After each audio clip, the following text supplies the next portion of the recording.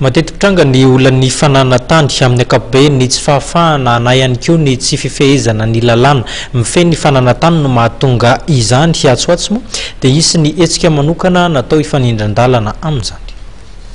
Ny 7 hatramin'ny 10 oktobra ho avy izao no anatotosana ny hetsika herinandro fananantany izay karakaraina ministera-panjakana misahana amin'ny fampitaovana sy ny fanajariana an-tany miaraka amin'ny firenena mikambana. Tanterahana manerana amin'ny faritra samihafa eto Madagasikara ny hetsika ho an'ny eto Antananarivo dia ny eny amin'ny lapan'ny tanàna eny Analakely no anatotosana ny hetsika. Natao any tanana ary fampahafantarana amin'ny mponina mikasika ny zony sy ny lalàna mikasika ny fananantany ny herinandro ny fananantany. Ny votoatiny anaovana an'io dia izay atao hoe fanakekezana ny fanjakana amin'ny vahoaka izay hoentiny izay le politique de proximité hozy izy fitenenana satria anisan'ny miantoka ny fiainam-bahoaka andavanandro ny resaka fananantany. Betsaka no manahirana amin'io izay ny ezaka lavitra ezaka be io tsy vita indray mandeha io fa dia miezaka amin'izao fotoana izao afanomboka efa ela no anaovana an'izay koa izay no anisan'ny ataoko hoe tsy lanonana moa zany fa fomba anankiray hoentina anehoana an'izay no fikarakarana ny herinandro fananantany io izay efa voalaza teo voalazan'ny tale généraly koa ny teny dia ny fampirisihana ny olona ho tonga tsy salasala satria tsy anaty birao antsony ireo mpiara-miasa ireo fa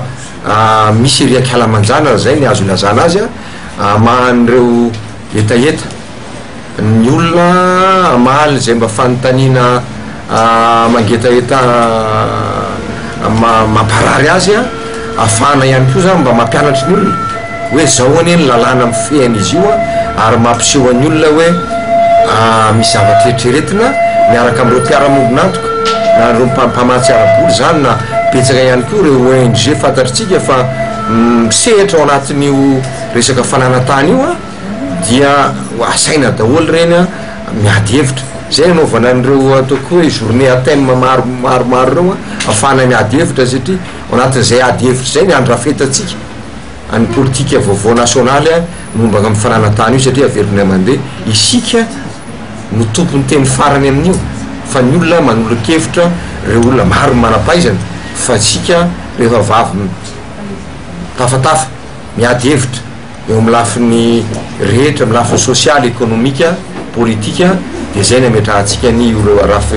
rafitra vaovao momba amin'ny fananantany io. Isan'ny fampiratiana tanterahan'ny mpiara-miombina antoka sy ny sampandrara samihafa eo anivon'ny ministera-panjakana anisan'izany ny FTM, ny Analogue, ny CIMAD, ny Bianco ary ny commune Antananarivo renivohitra. Isy ihany koa ny fanentanana samihafa ary lalao karakaraina mandritra ny herinandro fananantany izay atao ny 7 hatramin'ny 15 volana oktobra ho avy izao eny amin'ny lapan'ny tanàna eny Analakely.